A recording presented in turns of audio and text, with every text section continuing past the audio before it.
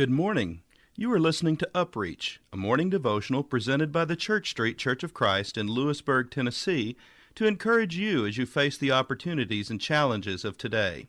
Let no one despise your youth, but be an example to the believers in word, in conduct, in love, in spirit, in faith, in purity. Till I come, give attention to reading, to exhortation, to doctrine. Do not neglect the gift that is in you, which was given to you by prophecy with the laying on of the hands of the eldership. Meditate on these things, give yourself entirely to them, that your progress may be evident to all. Take heed to yourself and to the doctrine. Continue in them, for in doing this you will save both yourself and those who hear you. 1 Timothy chapter 4, verses 12 through 16.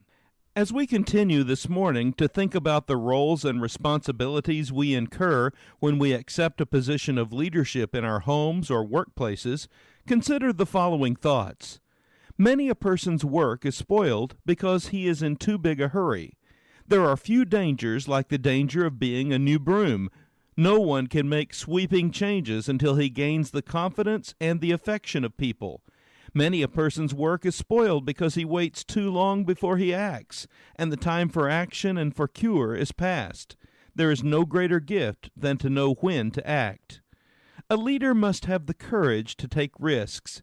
Few people like the truth, and few people like reformations. Truth, say the cynics, is like light to the sore eyes. Therefore, the person who speaks the truth always takes a risk. Most people prefer to remain comfortably undisturbed. Therefore, the reformer always incurs dislike. George Bernard Shaw said, "If you do not say a thing in an irritating way, you may just as well not say it at all, since nobody will trouble themselves about anything that does not trouble them." It is a divine command to launch out into the deep, and the deep is never safe. There is no greater risk than to give a man freedom, and that is precisely the risk that God himself takes with each of us. A leader must have the magnetism to inspire his followers.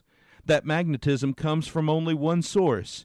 It comes from a burning conviction of the rightness of the cause and a transparent sincerity of purpose.